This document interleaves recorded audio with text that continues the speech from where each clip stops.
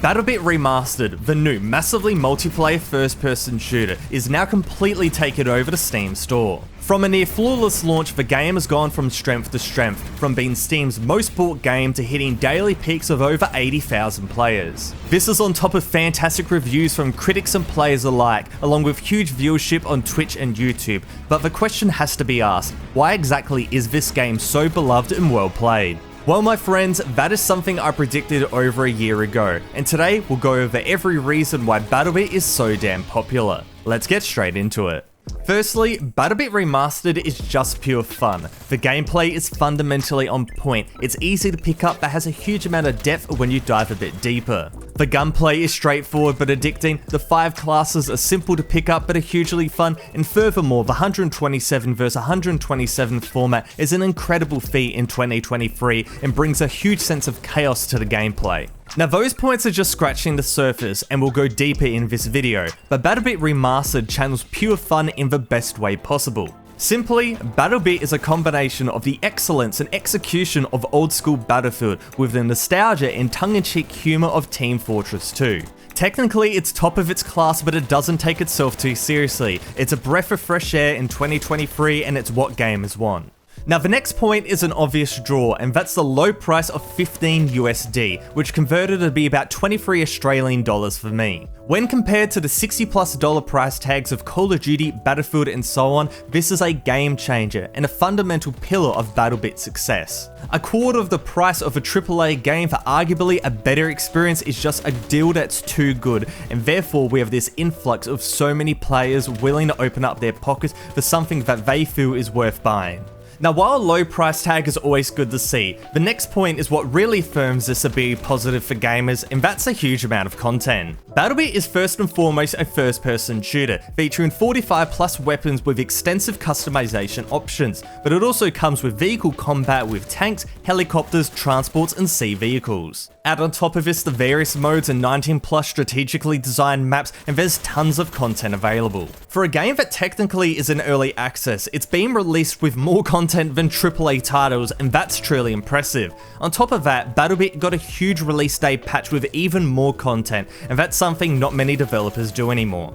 With a gaming industry focused on cutting edge graphics, Battlebit is a breath of fresh air. The blocky, low-poly graphics are completely at odds with what is expected, but ironically it's what the actual gaming community wants. The first element is in terms of the recommended system specifications, where you only need a mid-gen i5 processor, 8GB of RAM and a GeForce GTX 600, which are incredibly easy specifications to meet. The second part is a bit more niche, and that's, in my opinion, the blocky graphics make learning and playing Battlebit a lot easier. You're actually able to see your enemies, it's less serious, it puts the focus back on fun, and to be honest, that arcadey aspect is what you expect from a game that looks like this. People, crazy enough, don't particularly care about good graphics, especially for multiplayer first-person shooters. They just want a smooth and easy-to-run experience that allows them to play with their friends, and Battlebit provides this. While not an original part of my script, I really wanted to talk about the playing with friends aspect, because it's really a cultural phenomenon that really Battlebit has now cornered. You look back to Team Fortress 2, when you finished school for the day, you hopped on at home and you played TF2 with your mates, and it didn't really matter if you're doing well or not because you're just having fun. Battlebit Remastered is the 2023 equivalent. You hop in after a long day of work or school and you just talk some shit with your mates. And overall, the game is fundamentally so good that it doesn't really matter if you're doing well or not too well, you're going to be having fun regardless. The try-harding, skill-based matchmaking that ruined Fortnite and Call of Duty does not exist here because of the massively multiplayer aspect. Even if somebody is try-harding very aggressively, you're not going to run into them all too often. It's the perfect social game and it's perfect for all age groups, be it, later 20s like me, people in high school, people in between or even older. Everybody can just hop on and have fun on Battlebit, and that is what this game is all about. One of the most significant points to Battlebit's success is that this isn't an overnight story. In fact, this has been building up over the past 7 years. For many years, the developers have been hosting playtest after playtest, be it impromptu ones on weekdays or the more planned ones on weekends, gaining data, gaining feedback from the community, and truly building this game up hand in hand. It's been quite incredible, and while I couldn't really participate in the playtest regularly due to time zones and the such, the transparency from the developers was always great to see, as any new additions or changes were documented and available for feedback via the Discord server.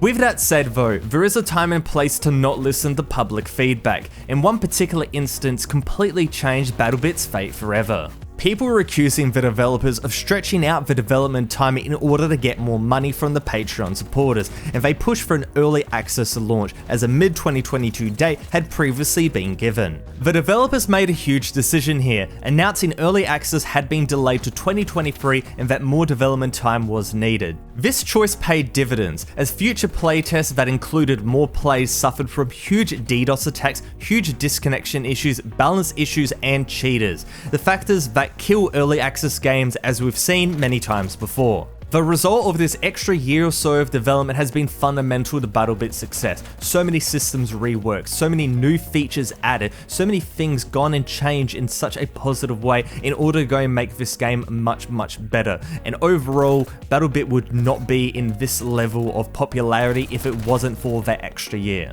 Now, in an era where developers are locking down communication due to harassment, profanity, and the such, Battlebit is going in the complete other direction by offering full proximity voice chat, along with dev chat. Voice chat is common in shooters, but mostly just on your team or squad, so opening it up to everyone so they can communicate unlocks a huge amount of fun, opportunity, but also problems. In Battlebit's case, they're doing a fantastic job policing for harassment and the such, with abusers being banned, ensuring that this entertaining aspect of the game isn't going away. The Battlebit developers have been honestly hell-bent in exterminating cheaters from their game. As of recording, the game is running on easy anti-cheat, and honestly it's doing a pretty decent job as huge ban waves are coming in at almost a weekly rate. For most developers this would be acceptable, however these guys are trying a new anti-cheat powered by Faceit that would take this game to the next level.